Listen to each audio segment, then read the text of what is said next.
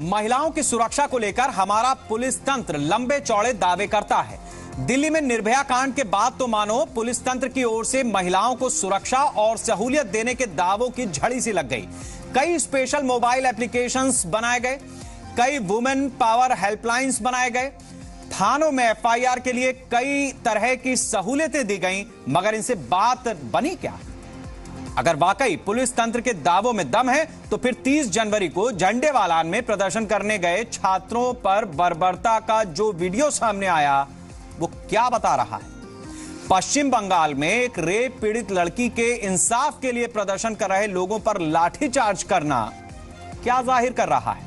लखनऊ में सिर्फ पुलिसिया लापरवाही के चलते खुदकुशी को मजबूर हुई सारिका की मौत का जिम्मेदार कौन है? ऐसे तमाम सवाल हैं जो पुलिस तंत्र की पोल खोल रहे हैं, पुलिस तंत्र के भीतर घटती संवेदना की तस्वीर दिखा रहे हैं। सवाल यह है कि आखिर ऐसी पुलिस पर भरोसा कैसे पैदा होगा? आज इंडिया की बात में यही सवाल हम उठा रहे हैं।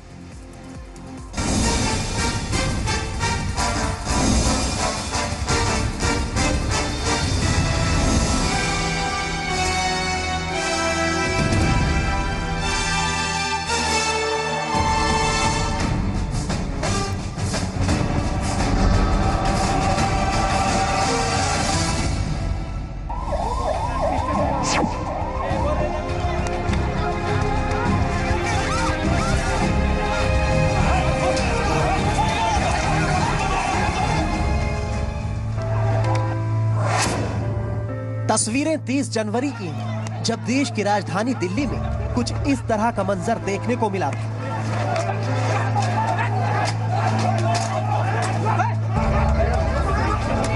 रोहित वेमुला की मौत पर जारी सियासत के बीच जेएनयू और जामिया के छात्रों ने आरएसएस दफ्तर पर प्रदर्शन की कोशिश की।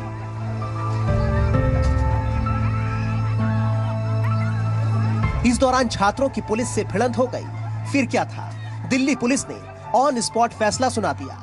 छात्रों पर बेदर्दी से लाठी थप्पड़ बरसाते पुलिस वालों ने यह भी नहीं देखा कि पिटने वाला लड़का है या लड़की।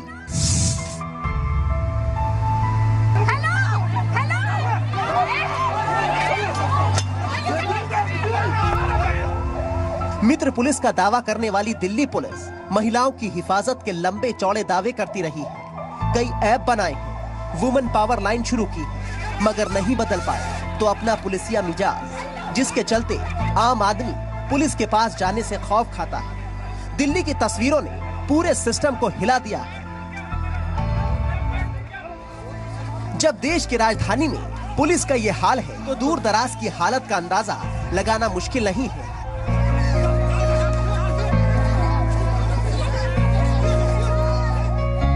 तस्वीरें पश्चिम बंगाल के जामुड़िया से सामने आई, जहां एक लड़की के साथ हुई दरिंदगी का विरोध दर्ज कराने उतरी भीड़ पर पुलिस का कहर टूटा।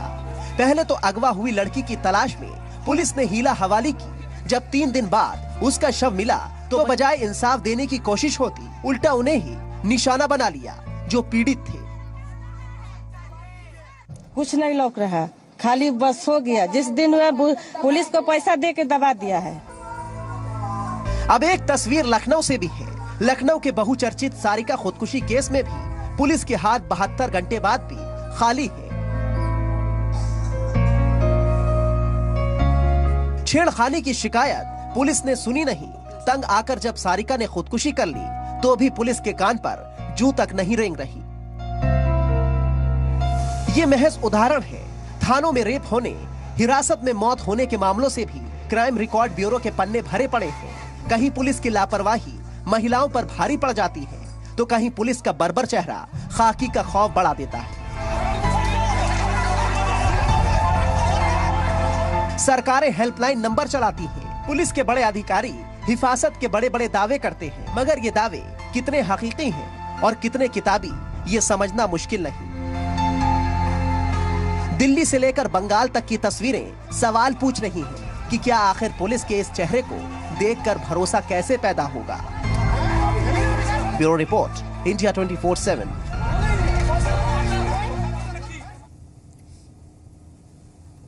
और इसी मुद्दे पर ज्यादा चर्चा के लिए मेरे साथ नोएडा स्टूडियो में मौजूद हैं कांग्रेस प्रवक्ता आलोक शर्मा जी, बीजेपी प्रवक्ता गोपाल कृष्ण अग्रवाल जी और दिल्ली से All India Democratic Women's Association की महासचिव जगमती सांगवान जी, आप सबका बहुत स्वागत है। गोपाल जी, मेरा पहला सवाल आपसे, ये जो दिल्ली में हुआ, केंद्र सरकार के अधीन है दिल्ली पुलिस, क्यों हुआ? इतनी बर्बरता आखिर पुलिस के अंदर क्यों?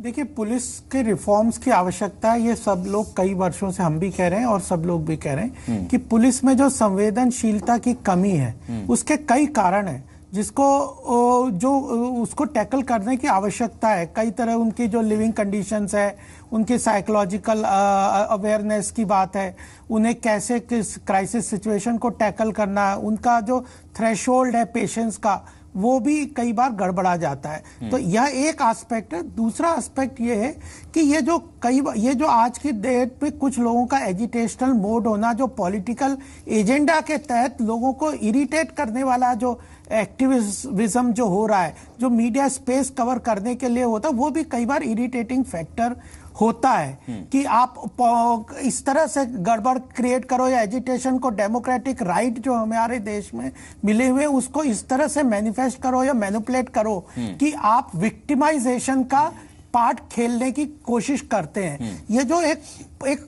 खास वर्ग है जिसमें आप पॉलिटिकल तरीके से पुलिस को इस्तेमाल करते हैं। जब आपकी सरकार नहीं थी दिल्ली में, तब जो प्रदर्शन हो रहे थे उसमें आपके लोग पिट रहे थे। नहीं, देखिए, इसको इस्तेमाल किसने किया है, यह भी मैं यही कहना चाह रहा हूं कि ये जो दिल्ली में जिसकी सरकार है, वो एक तरीके का एक अराजकता का माहौल क्रिएट करके उसको डेमोक्रेटिक, तो इसका मतलब जब आपकी सरकार यहां पर नहीं थी तो आप अराजकता का माहौल क्रिएट कर रहे थे? पुलिस बर्बरता का इश्यूज को यहाँ पे आज जो बर्बरता हुई उसको हम कह रहे हैं कि ये गलत है। इसको बस्सी साहब ने, कमिश्नर साहब ने कहा है कि उसको इन्वेस्टिगेट किया जाएगा और जो इसमें जो दोषी पाए जाएंगे उसको सजा मिलनी चाहिए। हम भी इस बात के लिए सजा मिलनी चाहिए। अब इन्वेस्टिगेट होगा, पता नहीं कब होगा। आलोक जी, ये हर पॉलिटिकल पार्टी के साथ है, जिसकी सत्ता रहती है वो अपने खिलाफ कुछ सुनना नहीं चाहता है और कानून व्यवस्था का हवाला देकर पुलिस को अपने एजेंट्स की तरह इस्तेमाल करता है। सीधा आरोप। देखिए, मैं समझता हूं कांग्रेस के समय में जिस तरह से रामलीला मैदान में प्रदर्शन हुए, जिस तरह से अन्ना हजारे साहब का आंदोलन चला, कांग्रेस ने कभी भी इस तरह की बर्बरता को क्यों, रामदेव जी के ऊपर क्या बर्बरता? सुन लेते हैं अभी रामदेव जी के ऊपर क्यों बर्बरता हुई वो भी समझ आ गया। अरे भाई सुन लीजिए ना, आप लोग सुनना नहीं चाहते ना। आप पुलिस वाले तो कह रहे हैं कि साहब ये गलत हुआ है, हम जांच करेंगे। बीजेपी तमाम चैनल पे बैठ के जस्टिफाई कर रही है कि जो हुआ बहुत अच्छा हुआ। पहले तो कहा कि बहुत हुआ महिलाओं पर अत्याचार, अब की बार उनकी सरकार, अब पुलिस वालों का थ्रेशोल्ड, उनकी लिविंग कंडीशन, उनकी साइकोलॉजी, आज आप पुलिस वालों को ही डिफेंड करने पे लगे। खैर, मुद्दे पर आते हैं जो मेरे से सवाल पूछा गया।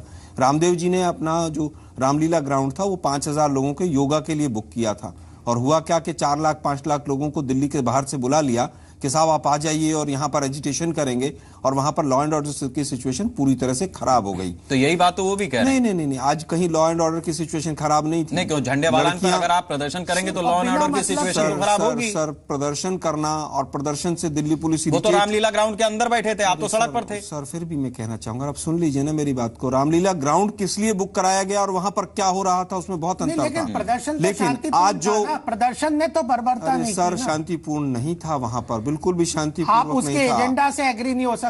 सर, 5000 लोगों के लिए आप परमिशन ले। नहीं, मैं रामदेव के उस पे नहीं, मैं ये मेरा सवाल सीधा सा है कि पुलिस एजेंट की तरह इस्तेमाल क्यों होती है? आलोक जी, कह रहा हूं कि एजेंट की तरह आज इस्तेमाल हो रही है, उस समय पर इस्तेमाल नहीं होती थी। आज रामदेव जी को मैं यहाँ आपके चैनल के माध्यम से इनवाइट करता हूं, चैलेंज करता हूं कि आज आप बीजेपी सरकार के खिलाफ कोई कार्यक्रम करने के लिए। तो पश्चिम बंगाल में क्या हुआ? सर आप सुनते नहीं, दिल्ली, मेरे वाक्य को तो पूरा होने दीजिए। रामदेव जी को चैलेंज करता हूं कि बीजेपी की सरकार के केंद्र साहब के खिलाफ आप। मेरा मुद्दा रामदेव नहीं है, मेरा मुद्दा पुलिस है। सर, मैं पुलिस पर जा रहा हूं, मेरी बात नहीं तो रामदेव को आप मत लाइए ना। फिर मैं कह रहा हूं पश्चिम बंगाल में क्या हुआ, लखनऊ में क्या हुआ। मैंने पश्चिम बंगाल और लखनऊ की तो बात नहीं की। मैं आज चैलेंज करता हूं बीजेपी की सरकार के खिलाफ। आज आप रामदेव जी को और अन्ना हजारे जी को दोनों को चैलेंज करता हूं कि रामलीला ग्राउंड को दिल्ली की बात करेंगे, लखनऊ की, ऐसा कीजिए ना। अगर आप ठीक है, हम इस चर्चा को आगे बढ़ाते हैं। आगे बढ़ा जा रहा हूं सर, ऐसे नहीं सर, मेरे बात सेंटेंस को पूरा नहीं होने देना चाहते हैं। चलिए आप बोलिए। नहीं, मैं बिल्कुल नहीं बोलूंगा सर, आप लोग बोलिए। ठीक है, मैं चलता हूं जगमती सांगवान जी के पास। जगमती जी, आपको लगता है कि पुलिस एजेंट्स की तरह काम करती है और दरअसल जो पॉलिटिकल पार्टीज के जिम्मेदार लीडर्स हैं वो इसी तरीके से कि मैं बोलूंगा या मेरी बात नहीं पूरी होती या मैं बोलता ही चला जाऊंगा, इसी उलझन में जो प्रदेश की पुलिस है या जो दिल्ली पुलिस है वो इन्हीं पॉलिटिकल पार्टीज के एजेंट्स की तरह काम करती रह जाती है और उसके बाद सिर्फ एक जांच बैठा दी जाती है।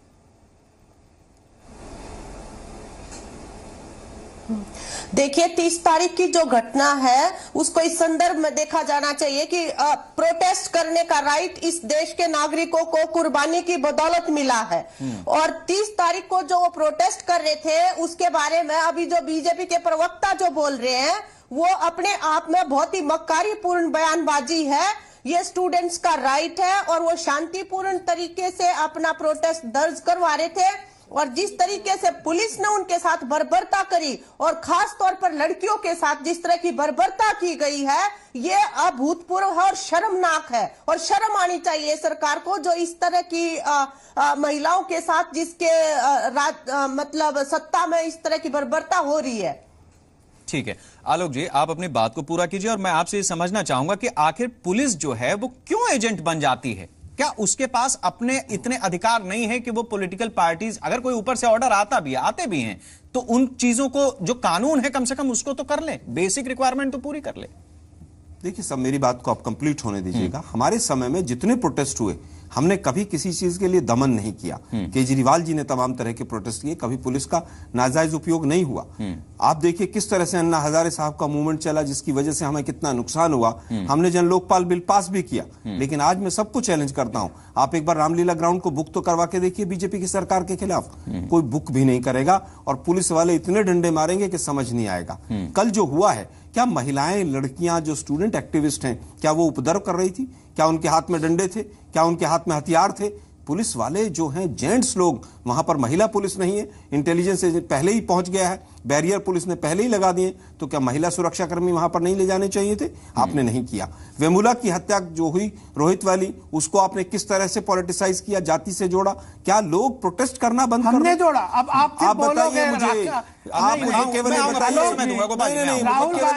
राजनीति। राहुल गांधी तो बहुत बाद में गए हैं। एचआरडी मिनिस्टर ने क्या कहा? एचआरडी मिनिस्टर ने क्या कहा कि जो आयोग था वहां पर उसके जो अध्यक्ष थे वो भी दलित थे, जबकि राहुल गांधी जी को गांधी जी किसने कहा? मिनिस्टर ने। फिर आप मुझे केवल बताइए सुषमा स्वराज जी ने क्या कहा? देखिए नहीं, बीजेपी की आदत बन गई है किसी को मत बोलने दीजिए, सड़कों पर प्रोटेस्ट मत होने दीजिए। आप मुझे केवल ये बताइए, सुषमा स्वराज जी कहती है कि रोहित वेमुला तो दलित था ही नहीं। अब मैं आपसे ठीक है जवाब ले लेते हैं आलोक, मैं आपने जिस तरह गोपाल जी मैं आपसे समझना चाहूंगा, दिल्ली पुलिस का अभी तक एक्शन नहीं हुआ है और आप लोग जस्टिफाई कर रहे हैं। मैं आपसे ये जानना चाहूंगा कि जिस तरीके के आरोप लग रहे हैं, मैं आऊंगा जगमती जी आपके पास भी, क्या आपको लगता है कि केवल ये दिल्ली पुलिस की समस्या नहीं, यहां आप केंद्र में हैं, दिल्ली पुलिस के आपके अधीन है, तो ये बात आप पे आरोप लगेंगे, लेकिन हम छोड़ नहीं सकते उस पश्चिम बंगाल को भी जहां पर इस तरीके की स्थितियां बनी है, हम छोड़ नहीं सकते उस लखनऊ को भी जहां पर एक लड़की गई थाने और उसकी मदद नहीं होती है। तो ये पूरे देश की समस्या है। आप उत्तर प्रदेश पुलिस, पंजाब पुलिस,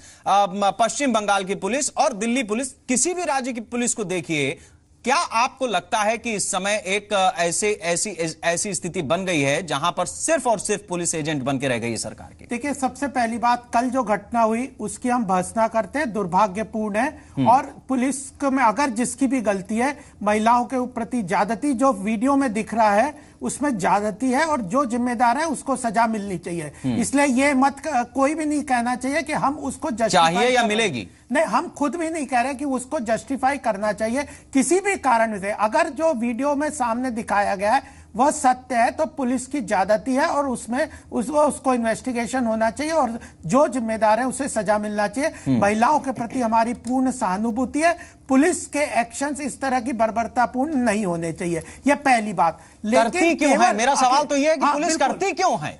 मैं इसीलिए कह रहा हूं। दूसरा महत्वपूर्ण सवाल है कि केवल ये दिल्ली में नहीं हुआ, जो वेस्ट बंगाल में भी होता है, लखनऊ में होता है और आज ही नहीं है, कई वर्षों से कई जगहों पे होता है। इसका कारण मैंने शुरू में बताने की कोशिश की थी कि पुलिस सेक्टर में रिफॉर्म की जरूरत है। तो कब होगा? एक नेशनल लेवल पे देखिए रिफॉर्म्स तो बहुत, रिफॉर्म्स कंटिन्यूअस प्रोसेस करना पड़ेगा और कब होगा कैसे होगा ये तो सरकार आगे चल के चलेगी। तो पुलिस में रिफॉर्म एक दिन में अगर आवश्यकता है, आज तो सबसे पहली बात की एक एक्सेप्टेबिलिटी तो है, हमारी सरकार में ये एक्सेप्ट कर रहे हैं कि पुलिस को रिफॉर्म की जरूरत है।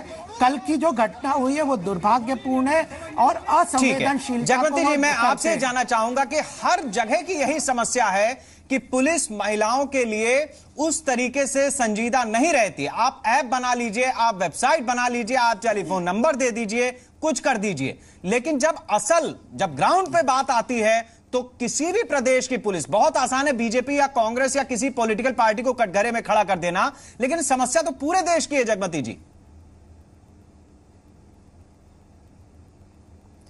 देखिए, पुलिस प्रशासन जो है वो पूरी तरह से महिलाओं के प्रति होने वाली हिंसा और अपराधों को लेकर पूर्वाग्रहग्रस्त है। वो ऑलवेज ब्लेम द विक्टिम, महिलाओं को ही उसके लिए जिम्मेवार ठहराने की कोशिशें करते हैं। और उसमें भी जो राइट टू प्रोटेस्ट को जो एक्सरसाइज करते हैं, जो भी महिलाएं हो, लड़कियां हो, उनके प्रति तो वो इस तरह के हिंसक और बर्बर तरीके से टूट पड़ते हैं और महिलाओं के साथ अश्लीलता भी करने से बाज नहीं आते हैं। ये बिल्कुल सर्वविदित है और डेफिनेटली इसके अंदर राजनीतिक हस्तक्षेप जो है, अपने टाउट की तरह से पुलिस को चलाना, राजनीतिक पार्टियां जो सत्ता में होती है उनका ये जो आचरण है वो उसको बढ़ावा देता है एक तरह से।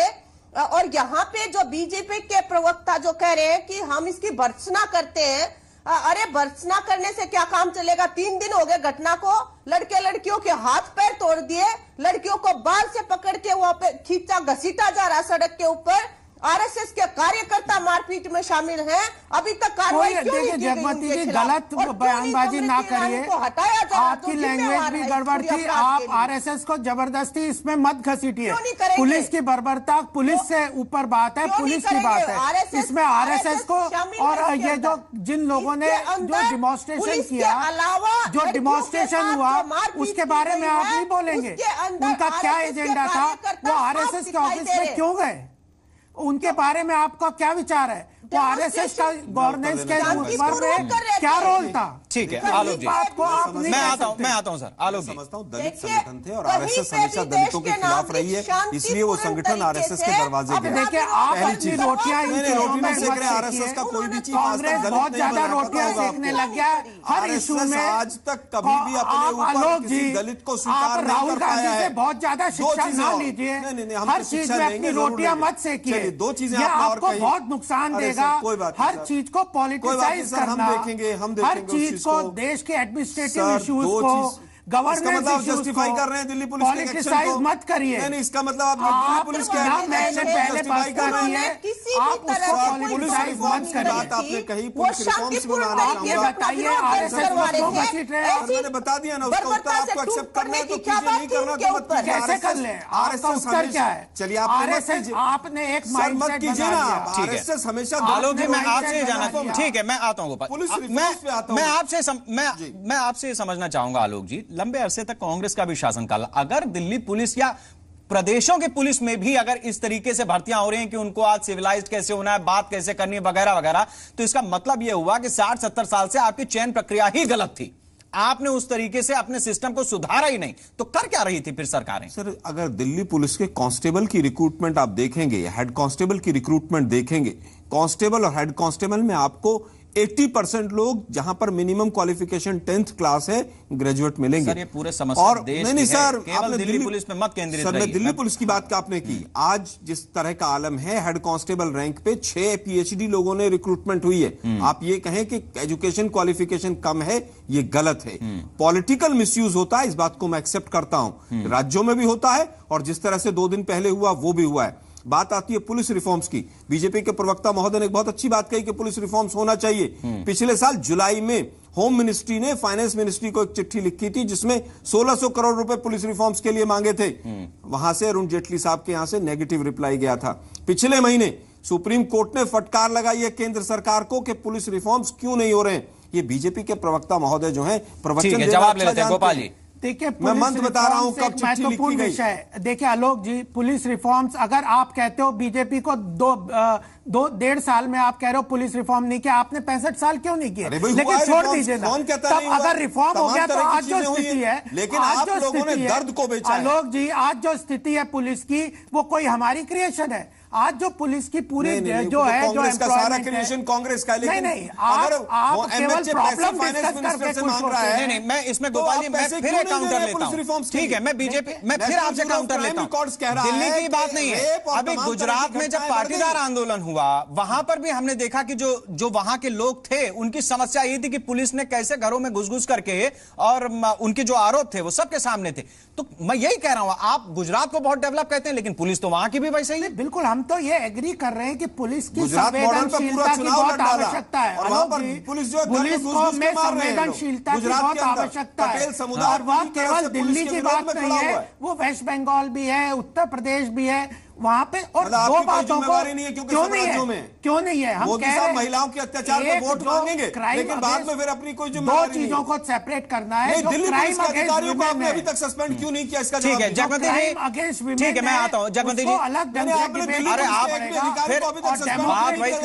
नहीं मैं ये कह रहा हूं, थोड़ा जगमती जी को भी बोलने दीजिए, यहां पे फिर वही बात आ जाएगी। जगमती जी, मैं आखिरी हिस्से में और आपसे समझना चाहूंगा, देखिए दोनों मेहमानों ने इस बात को हमारे कबूल किया है कि पॉलिटिकल एजेंट की तरह पुलिस इस्तेमाल हो जाती है। बीजेपी हो, एसपी हो, टीएमसी हो, वगैरह वगैरह, कोई भी पार्टी हो, कांग्रेस हो।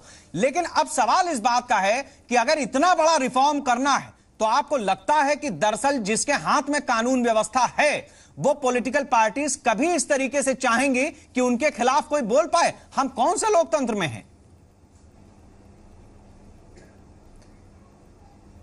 देखिए, पुलिस रिफॉर्म्स एक बड़ा एजेंडा है और उसको ना करने में जो भी सत्ता में पार्टी होती है उसके निहित स्वार्थ जो हैं वो आड़े आ रहे हैं। लेकिन उसके अलावा जो भी पुलिस वाले कानून को अपने हाथ में लेते हैं खुद ही, जिस तरह से 30 तारीख को किया गया, उन्होंने लड़कियों के साथ जिस तरीके से मारपीट करी है, छात्रों के हाथ पैर तोड़े हैं, जबकि वो शांतिपूर्ण तरीके से अपना प्रदर्शन कर रहे थे, प्रोटेस्ट कर रहे थे, तो उनको सजा देने से कार्रवाई शुरू करनी पड़ेगी।